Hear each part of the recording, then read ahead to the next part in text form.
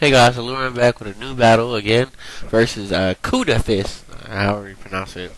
But it was a pretty long battle, 16 minutes. Squeeze it down to 8, but if I put it to 4, it would suck ass. Anyway, so this is a sandstorm team, and I sent in my licky licky just because I didn't know what team was going to be, but because I do know that a lot of weather teams are being used, I use licky licky. So he uses Hippowdon, and I missed the power whip while he gets an easy stealth rock setup.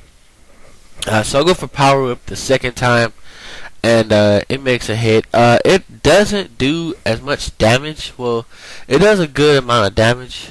Problem is that he goes in for a slack off, and I'm like, I'm gonna power up again. I didn't think he would do that again. I thought he might switch or use the earthquake, but obviously he doesn't. And I was hoping for a crit, but I didn't get that. So I was like, this is like going on too long enough.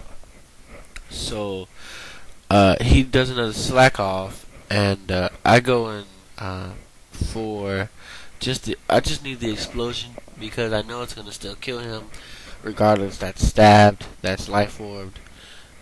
That's pretty straightforward. You're done. So then he sends out Tyranitar, and I'm like, okay, I might be able to take this guy out. So I go straight for Shell Break from Tyranitar, and so there we go, frames. White Herb activates, normalizes my stats. So he goes in for Dragon Dance, and obviously because I was able to use Shell Break first, I'm obviously faster. Then I go in for straight Shell Blade, and I guess he thought he might be faster or whatever. I don't understand that, because, I mean, if I would have did Shell Break again, I don't know what he would have done. But, so then he sends out his Shell Shock, and I'm thinking, oh, it's going to be Blastoise. No, it's a freaking, damp Swampert, and that was unexpected, because I was going to kabloom on him, but, he was able to get a roar off. So, he roars and sends in my Ditto, and, he used boiling water, but, I mean, it does a little bit of damage. Luckily, he didn't get the burn. I just go for a stealth rock, so I can have my own self some entry hazards. Excuse me. I'm always yawning in my videos. He goes for boiling water the second time, and gets the thing. I roar out, and he sends in his Randarosu, Landalos. And it seems like it might be a bulky set because he has lefties and he used the bulk up.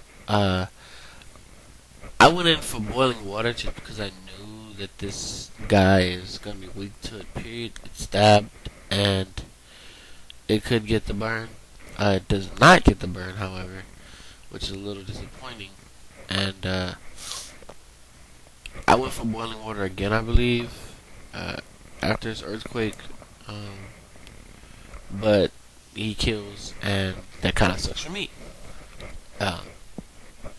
So yeah, and we're walking. So I sent in Pearl Maker again, and honestly, I didn't think it would be that fast. I mean, usually Landalos and all of those, genies are fast. This is a jolly Cloyster with like 262 speed, so Cloyster for the win. He sends in This is War and Stone Edge. I should have seen that coming, and he gets a KO. He's able to utilize his overconfidence. So I send down my Sweet Home, and he goes in for Stone Edge. I avoid, which is pretty boss for me. I get off a free Calm Mind and they lefties after the Sandstorm. I go up for Boiling Water after the Stone Edge. It does not get a crit, which is okay for me. I love it. I go for Boiling Water. That's gonna KO it, period. That's just, freaking awesome for me. So, Then he sends in his Shell Shock again, and the thing is, I wish this was my Hidden Power Grass Suicune, or this guy would have died because he caused me a lot of trouble. I just go for Boiling Water to see how much it would do. Doesn't do much damage. So then comes in my Purple Pimp, my Sableye, with Mischievous Heart. Um, I used Fake Out first. I don't know what the hell that was for. But I should have used Toxic first or something like that.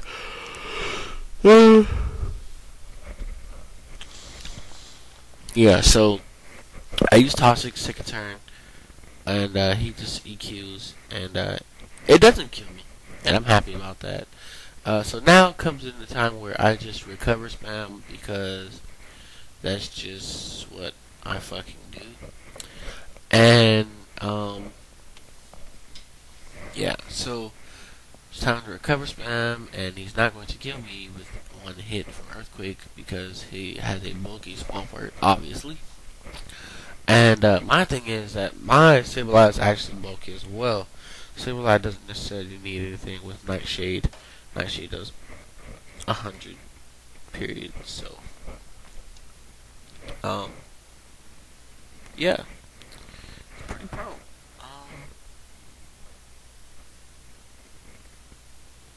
So he withdraws, and I was going for Nightshade this turn. Um, I don't know why, but I should have probably done recover or something, because he takes me out even after I recover this turn. I think if I were to recover the first turn, I wouldn't have felt the huge sting of that Earthquake right off the back. I did not recover, and so I bit the dust, which sucks for me. But here's the part in the game where no matter how much skill you have, luck will technically always win in the end. And you're gonna see that in a few minutes, in like a minute or two. I sent out Suicune. Obviously, he was faster than me, which really was weird. But he EQs, and it kills me, and I'm a little peeved about that. Well, it doesn't kill me, but you know, I die at the end of the whole turn. I thought I would have had a little bit more bulk, and he actually survives, which like I said, kills me because that's freaking ridiculous. I mean, that's stabbed, and I don't know any Dorios would have special defense like that. But he rock slides, and thank God, it missed. That is luck at its finest. He said he was gonna go for Stone Edge instead, but he was going for rock slide for accuracy.